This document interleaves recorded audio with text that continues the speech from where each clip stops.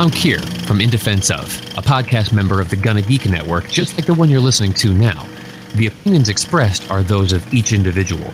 Check out all the other podcasts at GonnaGeekNetwork.com and get ready, because geekiness begins in 3, 2, 1. You are listening to the Starling Tribune, a podcast dedicated to the Arrow TV show. This guy gets more airtime than the Kardashians, right? This podcast is not produced or maintained by the CW, Warner Brothers Television, CTV, or DC Comics. All characters, situations, and stories are the properties of Time Warner. I am the Oracle, and this is your Tribune. Welcome back to Earth 2's favorite newspaper, the Starling Tribune. I am the chief editor, Stargate Pioneer. Everyone calls me SP, and your other reporters for this episode 152 of the Starling Tribune are Chris. Look, I enjoy getting blown up just as much as the next guy, but am I missing something here? I think we have a little determination to make on what exactly is being blown up, but we'll talk about that in a second. Michelle is our other reporter. I think you and I have different ideas of what interesting means. I think so, and maybe later we can talk about the definition of is. This podcast is recorded on Thursday, May 11th, 2017, live on Geeks.live. We're also simultaneously streaming on DC TV and Spreaker. Hey, one of the great things about the Starling Tribune here on Earth 2 is that in addition to being famous newspaper reporters, also award-winning, we all claim to be Earth 1 comic enthusiasts, right, Chris? That's right. I like to read me some comic books. And Michelle. You know, DC, I really need you guys to not do the twice monthly $6 a month thing now. Like, could you one Wonder Woman? I could do one Wonder Woman and one Flash a month at $4 a month. That would be nice. I know. I actually mistakenly picked up a Supergirl that I already had in my pull list on the stacks, and when I got up to the counter, my comic book guy said, "You know what? You got 2 Supergirls here. You sure you want 2 Supergirls?" And you know, Supergirl's great and everything, but I'm like, no, I just want the one. My bill is over $50 and I need to get it down. It's tough to do, though. It is, because I'm interested in all of them. I had to go through, and because I kept Wonder Woman, Green Arrow, and Flash, and because they're twice monthly and that's $6 a month for each of them, then I had to let another title go. I had to let several titles go. This weekend, it literally was like this Hunger Games with the comic book titles in there, and like the Star Trek music, when Kirk and Spock were fighting and stuff was playing, and then I finally got the list. So was it Kirk and Spock or Kirk and the Gorn? It was Kirk and the Gorn, right? Well, he fought Spock during the Pon farr stuff too. Yeah. Oh yeah, that one. Yeah, that one. Ooh, that's pulling out. What are we talking about? Over 50 years ago now? Yeah. Maybe I watched that episode live and maybe I didn't. You can figure that one out on your own. Anyway, to get back to DC and Arrow, tonight we'll be discussing this week's episode of Arrow, as well as news, interviews, articles, and announcements that have dropped in the last week that definitely could impact future episodes of Arrow, as well as the companion shows that we discuss every week: The Flash, Supergirl, Legends of Tomorrow, Vixen and Constantine, and The Swamp Thing, the series. Classic TV right there. So just a reminder, our speculations are going to include a lot of information that the showrunners and actors have shared in various interviews or articles out on the internet. So while we're throwing out some wild speculation, we might accidentally be right and spoil something coming later down the pipe. So please consider yourselves warned. And while we're talking about spoilers, don't forget, sometimes we do geek out about the current DC comic arcs and books that are out there. So there could be some comic spoilers we drop in here and there, though we'll try our best not to ruin anything for you. If you're new to the show, thank you for searching us out on the internet and joining us. If you like our content, why don't you swing by our podcast network home at GonnaGeek.com, where you can find all of our past shows, plus a ton of other geeky videos, podcasts, and articles, all under the Gonna Geek Productions banner. Whew, thanks, guys. We got through that. Why don't we go ahead and break down the current episode? And let me see. Michelle, why don't you do that for us this week? Sure. This episode was called Honor Thy Fathers. It's season 5, episode 21. It aired Wednesday, May 10th, 2017. Director Laura Besley has done 3 episodes of Arrow, 1 Blind Spot, and 4 Criminal Minds. Writers Mark Guggenheim, the man. Also written 14 episodes of Arrow, 8 episodes of Legends, and he wrote this video game called Singularity, which is a really cool game. You hop time and stuff like that. So if you catch it on sale or something like that, I actually recommend that video game. And the other writer was Sarah Talkoff. She's also written 5 episodes of Arrow, 6 Vixen, and 1 Witches of East End, which I missed that show. I really liked that show. One season. Interesting team. Laura Besley, Mark Guggenheim, and Sarah Tarkoff. Well, this episode of Honor Thy Fathers, which aired last night, right now we're talking about May 10th, 2017, earned a spectacular improvement over last week. We're talking about a rating of 1.65. That is up from the previous series low of 1.36, I believe, which was equal to the time before that. But also this week, we had an episode of Supergirl and the Flash. On Monday, May 8th, Supergirl aired with their episode City of Lost Children to a 1.88 million viewers. And Tuesday, The Flash had the episode Cause and Effect, which brought in 2.71. So even with the increase in ratings, Arrow is bringing up the rear in terms of CW TV ratings. Ouch. I know. It just hurts. At least it was an improvement. I'm hoping the next couple of episodes will improve a little bit more, because we are coming into the penultimate and the season finale, and a lot of great things are set to occur, and we are set to report them the next day. So in the meantime, we're talking about Honor Thy Fathers, which is the title of the episode, and we suspect that the title also ties into the overall theme. Isn't that right, Chris? I don't know what you're talking about. There is no mention of any fathers or any legacies from fathers to sons in this episode. There is no subtle allusion to anything like that. So when Oliver was laughing about legacies when he was face to face with the Prometheus, you just knew what was going to happen. It's like, legacies? Your father didn't have a legacy. Yeah, that was just funny. You're a funny guy. When he's got a sword to his neck. That takes some balls. Anyway, we did have fathers' legacies noted in this episode, didn't we, Michelle? Yeah, Ollie's father's accused of a crime, and Ollie's like, he's innocent. And then, going through that, and then Chase is wanting to improve Daddy's little bioweapon. And then to me, someone who did not honor the fact that he is a father, and that is Renee, who biggest jerk move of, I don't know, the season. To me, I have personal connections to this, because he had that hearing, and there was this little girl, and Renee's just like, I'm just not going to show up because it'll put her through some trauma, and not showing up puts her through more trauma. And I just want to slap Renee. Well, did hard. he no-show, or was it that Prometheus started kidnapping people? Because the preview for next week is Prometheus picking people off one by one, so I was unsure whether that was the first drop in the bucket, was Renee getting taken out. No, because no, I think he actually just didn't show up. Yeah, I have to back up Chris here. I thought that was the deal as well, and even though in the preview it says something that's slightly different, I still don't know if that's true or not. So we'll have to wait until next week to find out, really. No, it wouldn't surprise me if he didn't no-show, but I think they were trying to keep that element of doubt in place there, because they didn't explicitly state that this was Renee's decision, nor did they explicitly state that, hey, Prometheus is behind this either.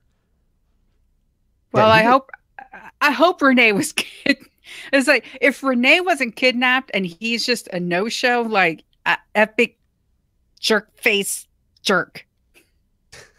I would agree with that. That was a jerk move, especially since he wasn't even texting Quentin, who he asked to be there on his behalf. So I have to think that he did want to be there and he was prevented from being there for some reason. That's the arc that he's been on. This is the redemption. We'll see what happens. We'll see. Okay, so it wasn't just Renee, though. It was also Oliver's father was brought into the fray as well. Well, yeah, he's always been a bad dude. We've just kind of overlooked it because of the fact that, oh, I killed myself to save my son to go and fix everything I did wrong. But Robert Queen, much like Moira Queen, not very good in the grand scheme of things. Yeah, this you can actually say that. I remember in my notes, I put good parents doesn't mean you're good people. You know? Well, it took me a while to think about this whole thing because Mr. Queen, I believe that was truly an accident for Robert Queen to get rid of his, I don't know, argumentative counterpart into a vat of concrete. And there was no attempt to save him either. And Robert Queen covered it up afterwards. So it was an accident that he ended up in the concrete, but Robert didn't do anything to try to make it right or save the guy or whatever. So that's where he crossed the line, in my opinion. That's where, yeah, he did. He hit it. And then he went on to plan the undertaking with Moira and Malcolm, which I guess you could say that he was trying to turn over a new leaf then, because I guess he must have been causing trouble because he actually got murdered. I mean, the whole Queen's Gambit going down was not an accident. So maybe Robert was on his own path of redemption. Yeah. I think that would be plausible, especially since in other Earths, Robert Queen actually turns out to be the Arrow after Oliver is killed within the Queen's Gambit, and Robert ends up on Leon Yu instead. So it is possible, but I think that's a story that they're saving to tell bit by bit, piece by piece, because we've got another season, folks. Don't know how long that season is, but we have another season.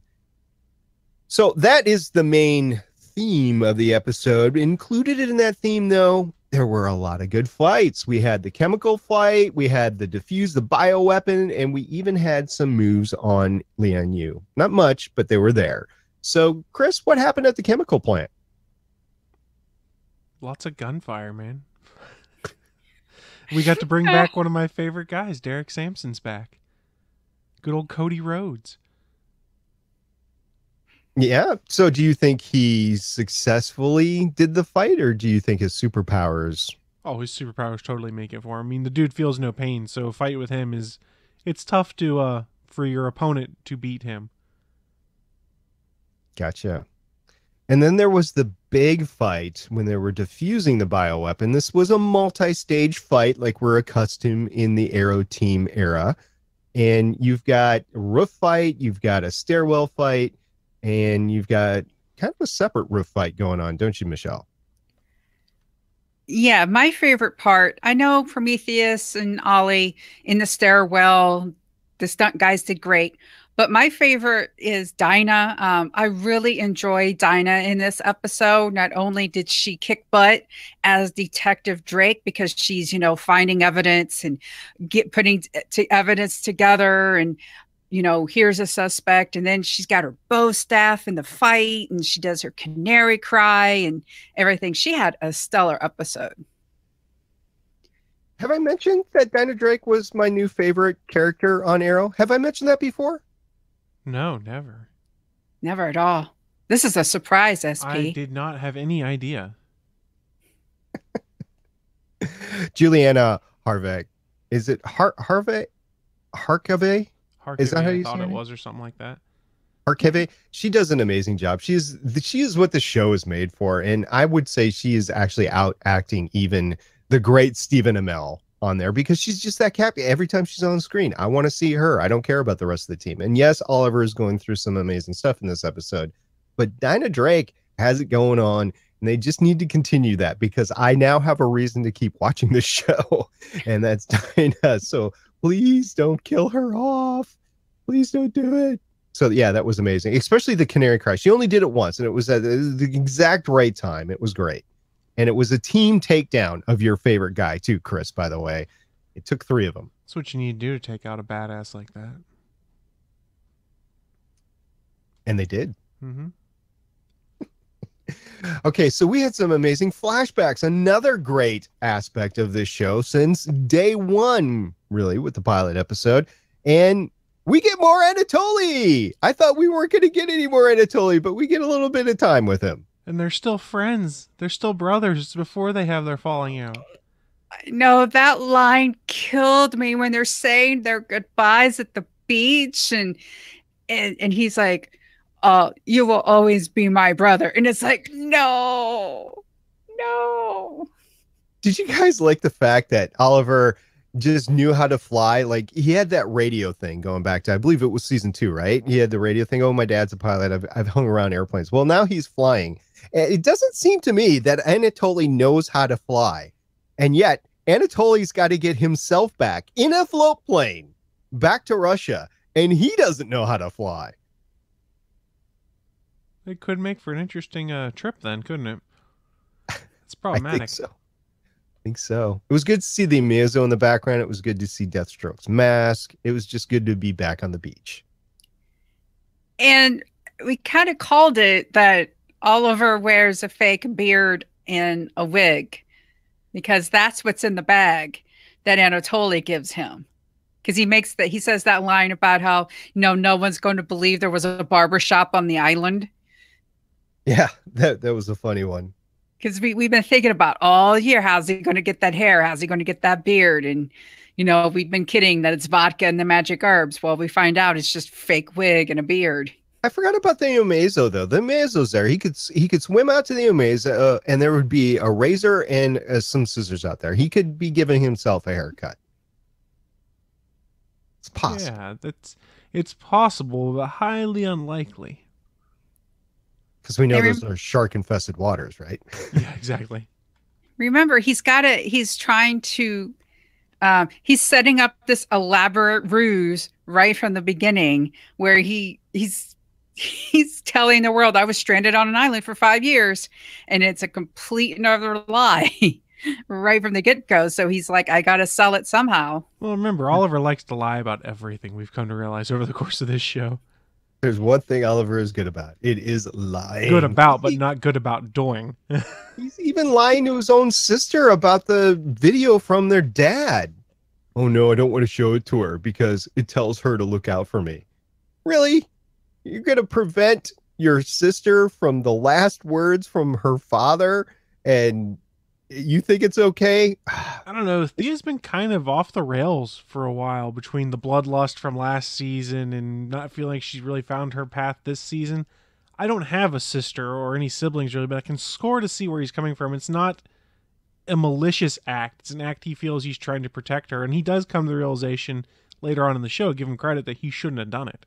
What do you mean you don't have any siblings? I thought we were brothers, Chris. You lied to me. Sorry, dude. And you have to remember when he came back, Thea was on drugs and she was skipping school, and Moira really wasn't being much of a mother. That's true. But, Thea was going through some stuff. So I could kind of understand him maybe not doing it right away, but when she had that nice window, she kind of knew what was going on, and like when she was with Roy and stuff like that, maybe then he could have showed it to her. But, interesting. Well, I mean, she did have what's his name in the in her life too, Moira's husband at the time. Walter. Yeah, you had Walter in there. Walter was a stabilizer. Was it Walter Steele or something like that? That was his name? Yeah, I miss like a porno him. Name. He's still around, right? I mean, he hasn't been killed. He is still alive. He just works for a bank now or something like that. in Australia, I believe. I thought he might have moved to Australia or something, but remember he was working for the bank, and something in season 2 came into play where he loaned money or loaned some sort of connection with the bank to make Oliver be able to do something. I can't remember. It's kind of blurry. Yeah, so Thea had Walter. She had a stabilizing factor in her life, and her brother shows up. I think everything's fine. Give her the video. Well, he did. Now, 5 years later.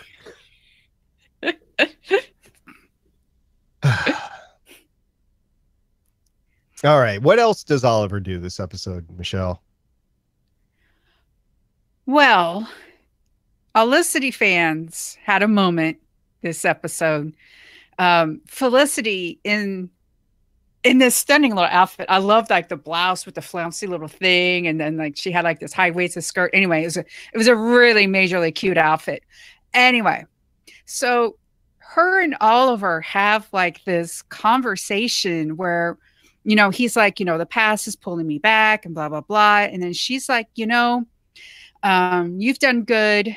Our lives are better because you've been in it. My life's been better because you've been in it. Maybe it's time to stop living for the past. Maybe it's time to move forward and to live for yourself. And that includes being Green Arrow. And that worked magic because he decides to bring back the suit and suit up as Green Arrow. Oliver gets his groove back is what I took away out of that.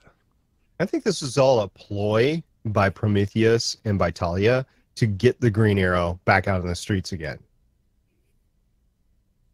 I honestly don't think that this episode had any other redeeming values, because Prometheus is not defeated. Not only do we see in the promotions for next week, but we know that it's not over yet. We still have several episodes.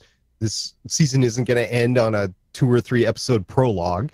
So yeah, there's going to be stuff happening. I think they've got Oliver exactly where they want him. I don't think they care one way or another whether he's out there in his weird fabricy black mask or out there as the Green Arrow. They just wanted him out there so they continue to play the game. No, I think it is definite. I don't know if they want to unmask him to the public. I don't want to know if they want to make sure that he's defeated in both visibly. I don't know, but I know that they have a reason for bringing him back. They wanted him back, and this is how they got him back. No, I mean, okay, look. My part of my thing with Prometheus is that, man, this boy has had a lot of free time over the past 4 years or no so. Doubt. I mean, this is like layers upon layers. It's kind of like, good grief, you know, like, you know, my gosh, there's a hobby and then there's like, what? But no, this is something they could not have manufactured, this conversation with Felicity for him to get it back, because he's been going around as the black hockey mask dude for a bit, and it didn't change his plan. It doesn't really, you know, Chris is right. It doesn't really matter if he's in the black mask or Green Arrow. It meant something for us as the fans and for Oliver to be Green Arrow again, just because, you know, this season has been about, you know, legacy, moving forward, blah, blah, blah. And it's nice that he's doing that. But, you know, I think it's interesting that he gets to that point and then he thinks he gets Prometheus where he wants him. And they think, because there's that moment at the end where they're like, hey, we got the bad guy. But then we know that it's yet another part of a plan. Good Lord. It was too easy getting him at the end, but that's neither here nor there. I mean, really, did anyone think it was over when he's like, oh, my dad didn't love me. Let me put my sword down and say, kill me. What? No. Well, obviously, there's motions within motions. It just seemed, if you're Oliver, how do you believe that those few lines are what's going to stop Prometheus's rampage? Right. Yeah, and that's what I'm saying. I don't believe it. I think they manufactured everything to get Oliver to get in a sense of complacency, basically. And there's still a lot to do. Heck, the Vigilante is still out there too. Don't forget, Vigilante's out. We don't see him until season 6, I don't think, at this point. Yeah. They've already made that determination that's season 6. But also, I can't believe Oliver's happy when it's like, the guy was trained by Talia al Ghul, and Talia is on the guy's side, and Talia already helped him before, because when Prometheus captured Oliver, it was Talia who's the one that shot Oliver. So I can't believe Oliver is like, yeah, we got him, when Talia's out there. Yeah, there's a lot of moving parts, as I just said. So we'll see how this progresses in the next couple episodes. Let's talk about Thea, because she's back, and she's just back because Oliver wanted her back. But she said that I could take care of myself, but yet she allowed herself to be brought back, even though she didn't want to be back. So still kind of confused why she's back, because she really shouldn't be back. Because it was time to bring her back to be in the finale. Bingo. Because, to steal a line from Neil, because plot. It was very poorly constructed plot, in my opinion. I mean, I'm glad to have her back. Don't get me wrong. As opposed to all of her absences that were well constructed this season. I mean, well, she was fired. It was time to let her go. It's just resignation accepted. It's par for the course with the Thea character this season. Is there's just these random interruptions where she disappears, and you're like, okay, that's great. When is she going to come back, and how awkward will this return be? Because it kind of gets shoehorned in there.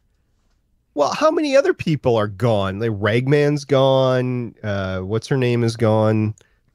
The other superhero. Yeah, Ragman left and hasn't come back. Thea's left and has come and gone like 3 different times this season. Well, that's because Willa Holland wasn't on contract. She was only contract for a few episodes, which somebody needs to get on that, because next season we need more Thea. And Artemis is supposed to come back either next. Well, there's only 2 episodes left, right? So, you know, she's supposed to come back. And who knows about Ragman, because that was, you know. And let's not forget about Oliver's son and the baby mama. They're out there too. Well, Felicity can't find them, which for some reason they're like, oh, well, they're so good at hiding, Felicity can't find them, as opposed to maybe we can't find them because Prometheus has them. Maybe. That's possible, yeah. I actually thought when they opened up the concrete crate, I thought that was going to be the baby mama, but no, it wasn't. Diggle had an amazing episode. After all that great acting with his wife and everything, they really brought him back to a starring role this episode, didn't they? Oh, yeah. He did a great job of being supportive of Oliver and not doing much else. It was his gun that shot out the line that trapped the bad guy. That must be some strong stuff, because Samson really wasn't able to struggle much. No, he was. It was like he was being electrocuted. I think it was a constant like taser function going on. That's what it looked like to me. Oh, okay. And that all came from Diggle. I mean, Diggle was the reason why this episode succeeded. Sure. He was completely sarcastic, by the way. Diggle was in what, 3 scenes and didn't really do much. So there you go. But it's Dig. All right. I will admit, with Felicity, she had an amazing outfit, especially the floors in front. I don't know. There's just something about that outfit that drew my eyes to it. I'm like, wow, Felicity hasn't been this eye-catching in a while. And yeah, it was a good episode for her. What do you think, Chris, about the outfit? Michelle's already had her say. I don't really care one way or another about the outfit. I'm glad that it was someone that finally convinced Oliver to wear the mask again. I figured it was probably going to end up being her, especially after last week's stuff. So what do you think about Felicity? Are we still going to have it? They're going to tease it. Oh, he touched her shoulder and the way she looked and all that type of stuff. I think the Felicity train is leaving the station again. Yeah, going for another round. What do you think, Chris? They're going to go back to the will they won't they dynamic for a while, and we'll see what happens. It's that thing where they need to not get together and do the thing in order to keep the ratings up, right, Chris? Yeah, exactly. That's what they do with Moonlighting. Wasn't that the name of the show with Bruce Willis and Sybil Shepherd? Yeah. And I'm directly referencing Guardians of the Galaxy Volume 2 for those that don't know. Okay. Quentin Quentin actually, he's got things under control at City Hall. I mean, he's got things in motion to go after the 36 escape prisoners, and I'll call them escape because it's really what they are, even though a judge let them out. And then he's got this whole thing with Renee. I think he had a solid episode doing what Quentin usually did. And I'm a little bit conflicted on Renee. I was thinking about this episode. I know we were talking about it before, but he's in an office most of the time, yet he doesn't join the team all the time for ops. So Renee isn't exactly part of the team, but he's part of the team. And Quentin's like the centering faction for it. I don't know. Did I make any sense there? Obviously not. Yeah, I mean, because Renee on Team Arrow is let me fire some guns, which is kind of like what Dig can do. So it's like now that we got Dig back, maybe he should be more in the. I know he's supposed to. He's going to be promoted to a series regular next season. So he's either going to be more in the mayor's office, or they've got to do something with Wild Dog being more than just, here I am in some lame hockey mask with some guns. I actually thought Renee could have actually increased his responsibilities, because if Oliver is cut out of being the mayor and Quentin's the mayor, he's going to need a deputy. So that could be Thea or Renee. Well, Oliver's going to be mayor. We know that for sure, that Oliver's going to get out of this season being married. There's a news item. All right. We have news.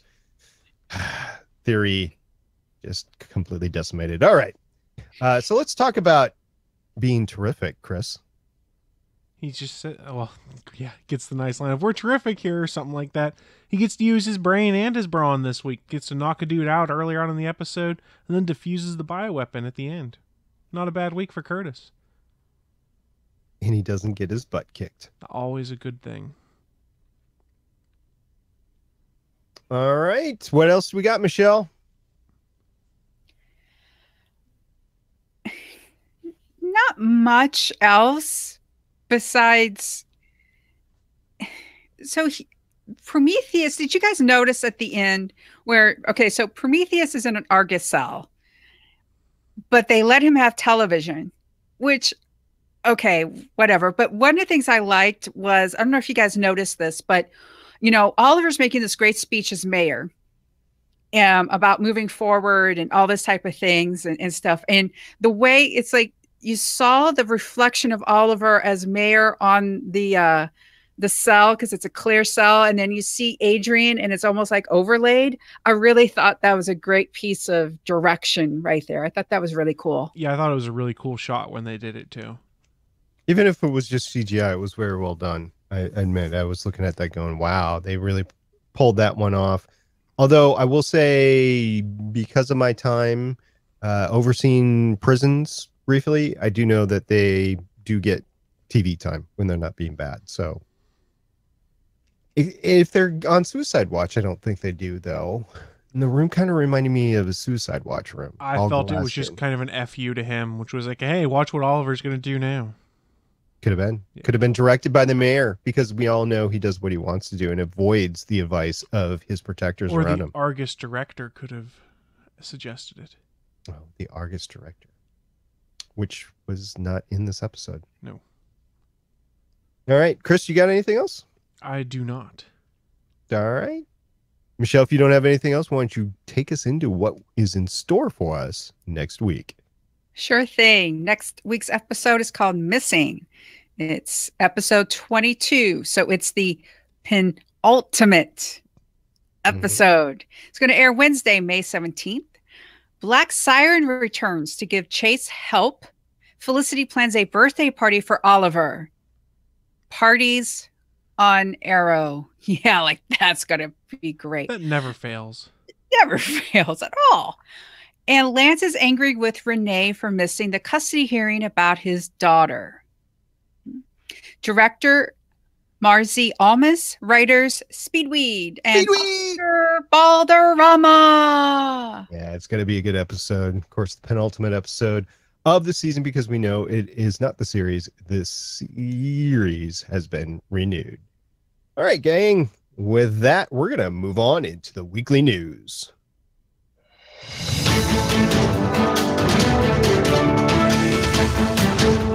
Straight for the news desk, the main news desk of the Starling Tribune. Chris has a wonderful story about the season finale synopsis for the DC TV shows. So we've hit that finale time, guys. We're about 2 weeks out from the finales for all the shows coming out. So the CW put out some brief synopses of what we're going to see in Arrow, Supergirl, and Flash. So let's start with Arrow's season 5 finale. They say, the battle between Oliver and Adrian Chase culminates in a final epic battle on Lian Yu.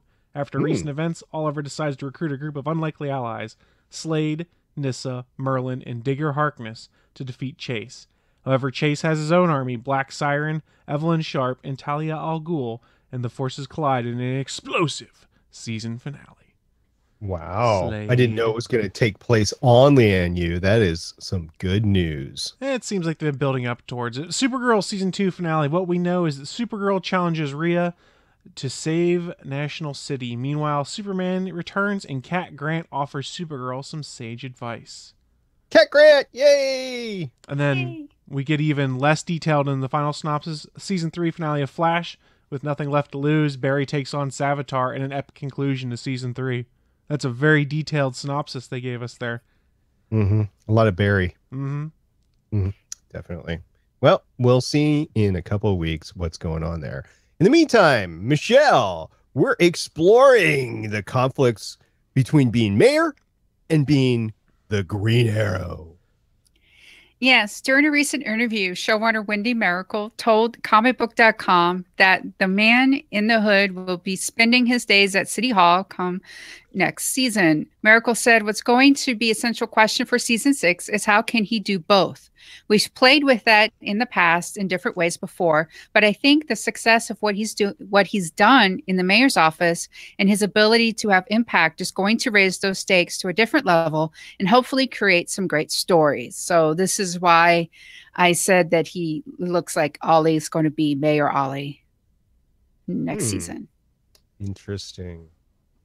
We're going to keep our eyes on this one as we go forward. And then finally, Michelle, you have some great insight on Supergirl's Mon-El.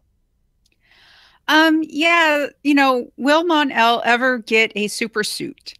And he's been doing his thing in street clothes, and it looks like it's going to be someday. It looks like if it's not going to be in the season 2 finale, it's going to be in season 3, which means Mon-El survives and is part of season 3, which I don't know how I feel about that still. But hey, maybe someday he'll get a suit and it'll be another hero on Supergirl. They like their super suits on Supergirl. I don't know. I don't know why the CW, like Legends is supposed to be full of superheroes because it's an ensemble show. So I don't know how I'm feeling about, because Flash has now another speedster with it and such. And now with Supergirl, Mon-El, and then there's Guardian and stuff. So I don't know how I feel about my shows getting so crowded.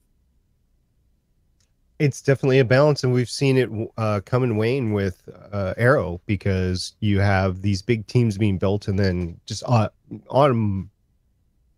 the bat really get dismantled. Like they're only together for maybe an episode or whatever, and then they're apart. So yeah, you're right. We'll see how they take it on Supergirl, because until now, Supergirl really hasn't had a large team. It's been a relatively small team in between the DEO, Supergirl, and then whatever other superheroes they're pairing up with. But now it's getting kind of crowded. You're absolutely right about that, especially with the Guardian, which doesn't he have a newspaper to run? Yeah, one would think that would keep him busy. Yeah. Oh God. So stay tuned as we find out all about that. By the way, Chris's news can be found on CBR.com. Michelle's news about the conflict of Oliver Queen and Green Arrow can be found at comicbook.com. And Michelle's news on Supergirl can be found on a tvline.com article on The Scoop on Arrow, Once, Chicago Fire, Elementary, Blind Spot, The Flash, NCIS, and more. Published on the 9th of May, 2017. All right, Chris, we have a lot of other geeky shows on our network, and I just need to know about one. So tell me about one of the other shows on our network. Only one. That makes it tough, because we do have a lot of shows you can find over on GonnaGeekNetwork.com. But each week we want to highlight one specific show to kind of point you guys towards that we think you'll really like. This week I want to talk about episode 36 of the In Defense Of cast, entitled Between the Panels. Joined by Jeremy Raddick and Danica LeBlanc, we discuss the role of comic books in social relevance. So you can check out episode 36 of the In Defense Of cast over at GonnaGeekNetwork.com. And guys, looking at everything now, it's time for us to start wrapping things up. So a big thank you to all the live listeners that participate in the Geeks.live chat room, and also to anyone who downloads the replays or listens to the replays as well. Don't forget, you can download the podcasts from our website at StarlingTribune.com. You can replay them on YouTube. We're everywhere for you guys to consume again. We're also live every Thursday night, 6 p.m. Pacific, 9 p.m. Eastern, and you can find us at Geeks.live. We stream video and audio through there, and also we have a great live chat, which can be found, again, at Geeks.live. So thank you very much for everybody for joining us. We really appreciate that, and we look forward to y'all joining us next week, and then the next week for the season finale of Arrow. You can watch the next live show on the Go to Geek Network over on Geeks.live. The next live show on the network is Better Podcasting, Friday at 6:30 p.m. Eastern. And don't forget to rate, review, and subscribe. We appreciate all those 5-star reviews. Like us on Facebook and YouTube, and badger us on Twitter. You can find all of our contact information on the Gonna Geek Network at GonnaGeekNetwork.com, where you can check out our forums and other shows. If you want to share your thoughts, head on over to our Facebook page, send in a tweet, or you can call us at 612-888-CAVE. That's 612-888-2283. Well, great episode, guys. That about wraps it up for another week. Any last words before we sign off? At Stargate Pioneer. That's a good question, Michelle. I'll go with hashtag Dinah Drake for mayor. At the Chris Farrell. Hashtag Daddy Issues. And I am at Michelle Ely. Hashtag Drowning in Concrete. Oracle, I think we're done here. This was the Starling Tribune.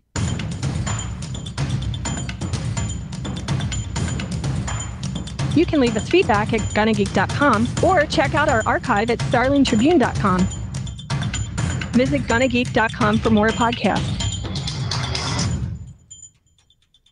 Music by Kevin MacLeod can be found at Incompetech.com. This podcast is not produced or maintained by the CW, Warner Brothers Television, CTV, or DC Comics. All characters, stories, and situations are the property of Time Warner. No infringement is intended. We will see you for the next episode of CW's Arrow.